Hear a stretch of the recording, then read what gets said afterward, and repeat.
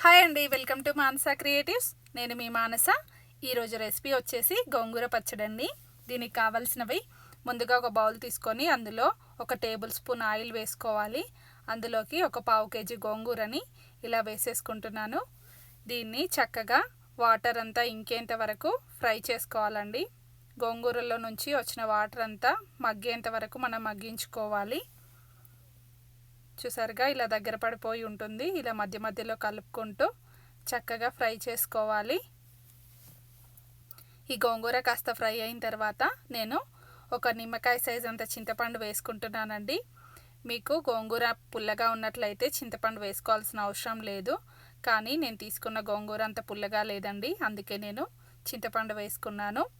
ఇలా చక్కగా ఫ్రై అయ్యేంత వరకు ఫ్రై చేసుకున్న తర్వాత దీన్ని ఒక బౌల్లోకి తీసుకొని పక్కన ఉంచేసుకోవాలి. ఇప్పుడు ఇదే ఆయిల్లోకి నేను మిగిలినవి కూడా వేయించుకుంటానండి. మీరు కావాలంటే ఆయిల్ కూడా కాస్త వేసుకోవచ్చు. ఎండుమిరపకాయలు ఒక 10 తీసుకున్నాను. మీరు మీ కారానికి సరిపడినన్ని తీసుకోండి. వీటికి పచ్చిమిరపకాయలు బాగోవండి.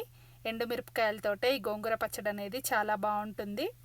ఇలా ఎండుమిర్చి కూడా చక్కగా వేగిన తర్వాత బౌల్లోకి తీసి పక్కన ఉంచేసుకోవాలి. ఇప్పుడు ఇందులోకి వెల్లుల్లిపాయలు అలాగే ధనియాలు కూడా వేసుకొని ఫ్రై చేసుకుందాం.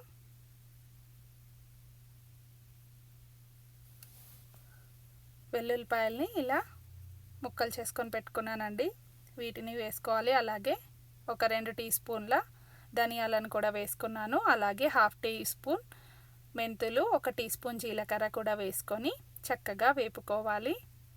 అలాగే ఇందులోకి ఇప్పుడు ఒక 2 రెమ్మల కరివేపాకు కూడా వేసుకుంటున్నాను. కరివేపాకు వేసుకోవడం వల్ల పచ్చడికి మంచి కమ్మదనం అనేది వస్తుందండి. కరివేపాకు కూడా వేసుకున్న తర్వాత 1 టీ స్పూన్ పసుపు కూడా యాడ్ చేసుకుందాం. ఇవి చక్కగా వేగాలి. ఆయిల్లో లో ఫ్లేమ్లో వేపుకుంటే ఈవెన్గా వేగుతాయండి.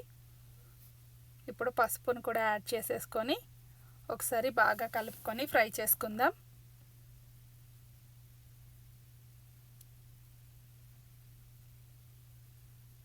చూసారుగా ఇలా చక్కగా వేగాలి. మంచి కలర్ వచ్చేంత వరకు వేగిన తర్వాత వీటిని కూడా తీసుకొని పక్కన ఉంచేసుకుందాం.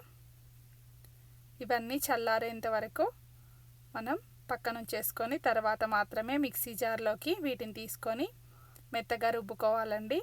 మీరు రోట్లో రుబ్బుకున్నట్లయితే చాలా టేస్టీగా ఉంటుందండి. నాకు ఇక్కడ అవైలబుల్లో లేదు, అందుకే నేను మిక్సర్ జార్లో తీసుకున్నాను. ఇప్పుడు ఇందులోకి సరిపడినంత ఉప్పు కూడా వేసుకొని మిక్సీ పట్టుకొని పక్కన ఉంచుకోవాలి. దీనిలోకి తాలింపు కోసం ఒక 2 టీ స్పూన్ల ఆయిల్ వేసుకుంటున్నాను. ఈ ఆయిల్ కాస్త వేడైన తర్వాత ఇందులోకి 1 టీ స్పూన్ జీలకర్ర అలాగే 1 టీ స్పూన్ ఆవాలు కూడా వేసుకుంటున్నాను.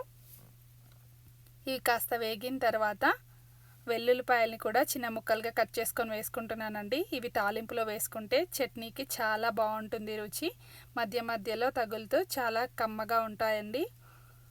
ఇలా చక్కగా వేగిన తర్వాత ఇందులోకి ఇంకో 2 రెమ్మల కరివేపాకు కూడా యాడ్ చేసుకుందాం.